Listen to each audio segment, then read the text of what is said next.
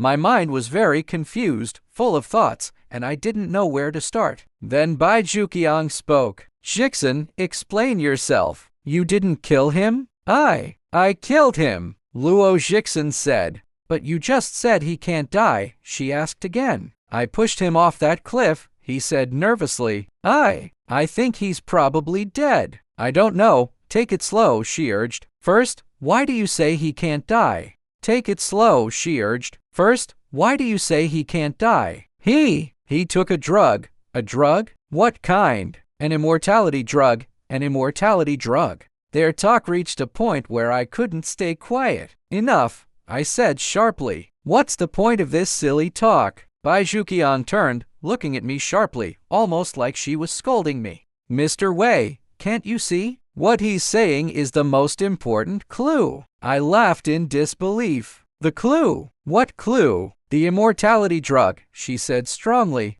I waved my hand, annoyed. You think Luo Jiqian found something even Qin Shi Huang couldn't? My question was full of sarcasm, but Bai Juqiang's answer was very quick and smart. Haven't we done many things that Qin Shi Huang couldn't even dream of? She had a good point, and it made me quiet for a moment. So, she continued, this isn't silly talk. Mr. Wei, I'm his wife. I know he's telling the truth right now, and it's very important. I had no answer. Fine, I said. Keep talking. As I pointed to Luo Jixin, he said, I've said all I'm going to say. Bai Juqiang quickly jumped in. No, you haven't. Even if he took an immortality drug, why did you have to push him off the cliff? Luo Jixin covered his face, looking very sad. After a long silence, he said, he wanted me to take it too. He had the drug with him? She asked. No, he wanted me to go to the island where it was. That's where he ended up after getting lost at sea during the war. The puzzle pieces were starting to fit together. Luo Jiqian had disappeared during a war mission, floating to a hidden island, one of the many small unknown islands in the ocean. There, he had taken this immortality drug until Luo Jixin found him. Their brotherly bond must have been strong, since Luo Jiqian wanted his brother to take the drug too. It made sense up to this point, but what happened next was confusing. If Luo Jixin didn't want to live forever, he could have just said no. Why push Luo Jiqian off a cliff? So I asked, you refused? Luo Jixin didn't answer, nod, or shake his head. He just sat there, still like a statue. Bai Juqiang asked him more questions, but he stayed silent. She sighed and turned to me. Mr. Wei, can you give him a moment to calm down? We're on a ship, he's not going anywhere. Let him relax, and we'll ask again. Okay? I nodded. Luo Jixin was clearly very stressed. Pushing him now might make things worse. Also, on a month-long trip, he couldn't escape. Mr. Luo, I said, walking to the door, calm down. We'll talk tomorrow. I opened the door, stepped out, and closed it behind me. As I turned, I saw a middle-aged man standing there, very pale. His uniform told me he was the captain. I smiled a little. Making a lot of money, Captain? He looked like he might cry. Who are you? Let's talk about this. I stopped him. Talk? About whether I'm taking bribes? I didn't say who I was, but I hinted that I was someone important enough to demand money away to keep him unsure. The captain gave a weak smile. Why, yes. I nodded, acting calm. Well, that depends on how honest you are. I'm honest. He blurted out. Good, I said. First, find me a comfortable place to eat and sleep. I prefer your room. Of course, he said nervously. Then, I added, we'll talk about the rest later. The captain gave a nervous smile. Sir, I guess you're not planning to report me, are you? I grinned. That depends on how comfortable you make me. Understand? He nodded eagerly and led me into his room. His room was just as fancy as the one Luo Jixin and his wife had. I fell onto the bed without thinking. The captain stood awkwardly to the side. I waved him away like he was a servant. Go find yourself a place to sleep. I'm using this for now. He mumbled agreement and quickly left. Lying on the bed, I felt very satisfied. Giving this dishonest captain a taste of his own medicine and finding Luo Jixin and his wife made me so happy I could have whistled. Soon, I fell asleep. A loud noise woke me up. When I opened my eyes, I thought I was dreaming. I couldn't understand what was happening. The captain, who had been bowing to me hours ago, now stood in the doorway in a neat uniform, gun in hand, looking like an angry devil. When he gave a signal, 4 or 5 strong sailors rushed towards me. Their intentions were clear and clearly not good for me. I understood that much. But what I couldn't understand was why, after just one nap, the captain had suddenly become brave enough to turn against me. Was he so afraid I'd tell about his illegal activities that he'd kill me? No, that didn't make sense. If he wanted me dead, he would have done it while I slept, not sent a group of men to fight me openly. So what gave him power? As my mind raced, the sailors reached my bed. The captain aimed his gun at me and shouted, "Grab him." I raised a hand. "Hold it, Captain. Aren't you worried about yourself?" He smiled in a mean way. "You're a wanted criminal who secretly got onto my ship. I'm holding you until we return, then I'll give you to the police." I let out a cold laugh. "Just me, huh? Or are you holding the other two as well?" By the other two, I meant Luo Jixin and his wife. My words reminded him that I still knew his secret. But to my surprise, the captain burst into laughter, completely unafraid. He roared, "Shut up." I froze, quickly figuring out the situation. He had a gun, and 4 or 5 men were standing over me, but his plan was to hold me, not kill me. That meant I had a chance if I acted fast. I spread my hands. "Shut up." All right, in the middle of my sentence, I jumped from the bed, using its springiness to launch myself. With one move, I struck out with both hands and feet, hitting 3 of the sailors at once. They yelled, stumbling backward. I landed, rolled across the floor, and ended up at the captain's feet. The 3 sailors I'd hit were screaming in pain, their bodies spread across the room. In the mess, the captain didn't realize I was right next to him. By the time he did, it was too late. I grabbed his legs, pulled hard, and made him fall onto his back. A hit to his wrist made him drop the gun, which I quickly picked up.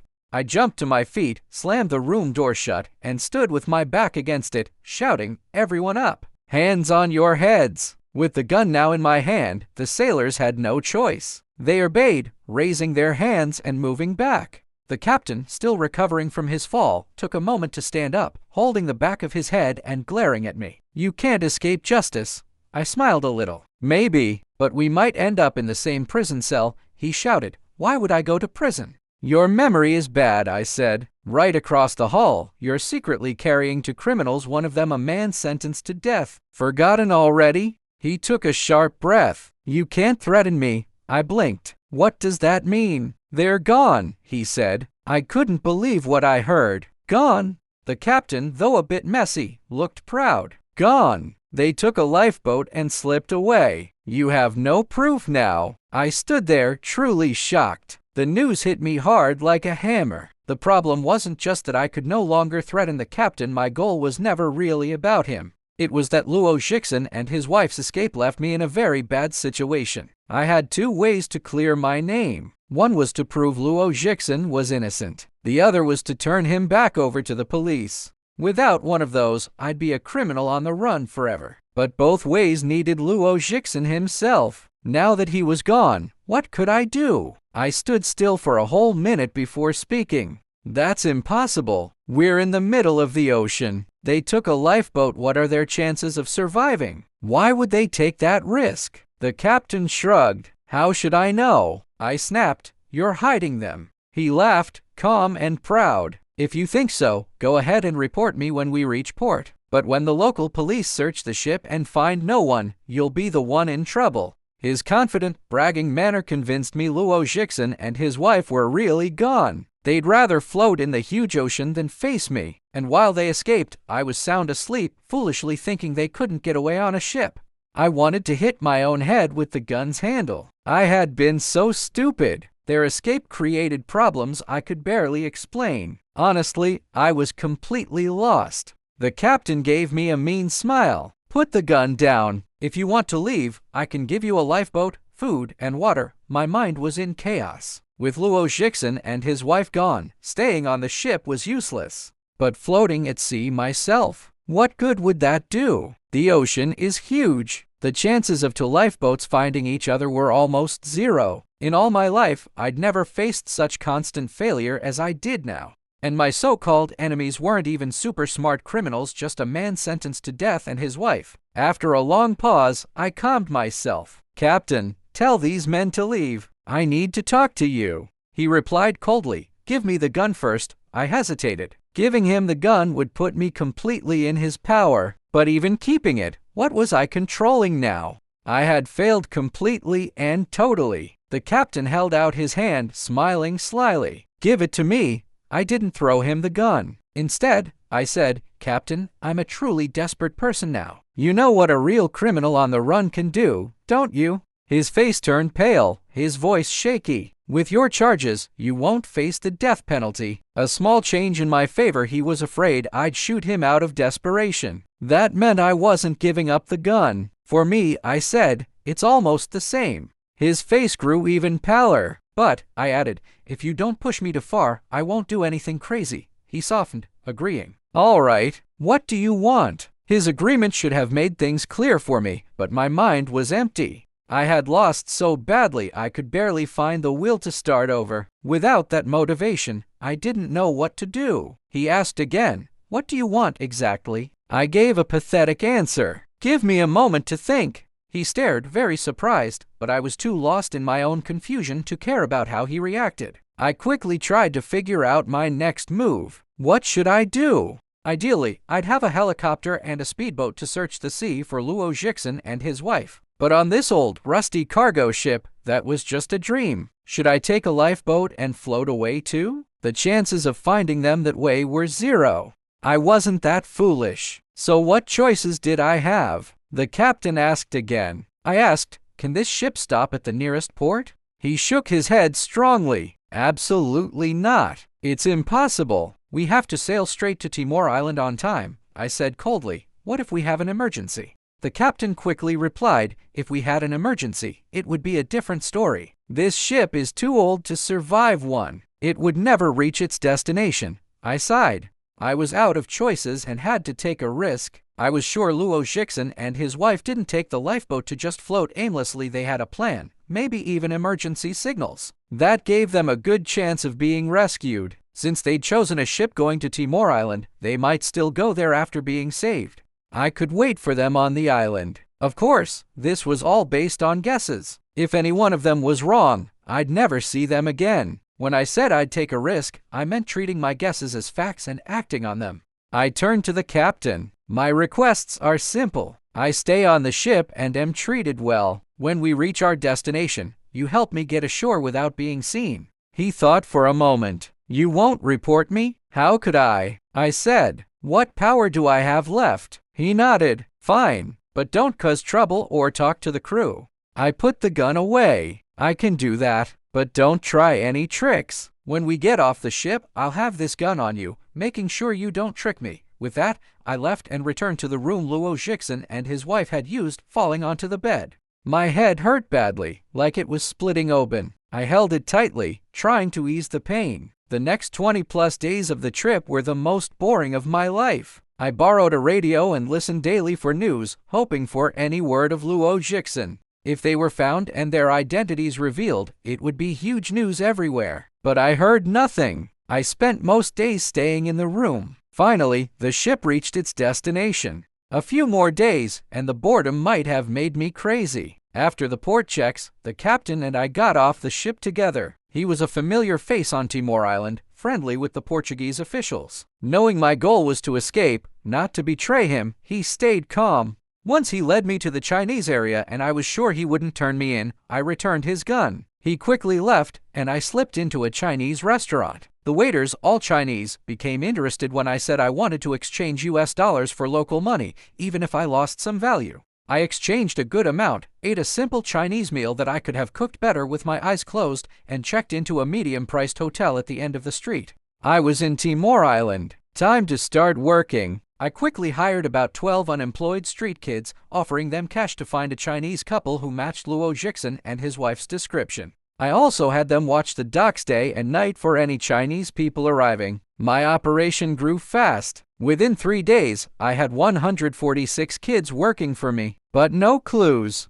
I sent a telegram to Mr. Huang, letting him know I had reached Timor Island and asking for money. It arrived at a local bank the next day. I also went out daily, searching for the couple myself. Timor Island was a strange place, a mix of old and new, heaven and hell. It was a Portuguese colony where criminals from Portugal and its areas were sent for hard work. yet it had a lively, beautiful side. Sitting on the beach, watching the South Pacific waves roll over white shells at your feet felt much like a vacation in Hawaii. After half a month, I was almost out of hope. That evening, as I sat on the beach as usual, 2 street kids ran towards me, out of breath. Sir, we think we've earned that reward. Whoever found Luo Jixin and his wife would get a lot of money. I had promised them that. Their words made me very excited. Where are they? I asked urgently. On Mr. Bojin's yacht, they said together. I had only been on Timor Island for 2 weeks, but I had heard of Mr. Bojin by my second day. He was a rich, important person here.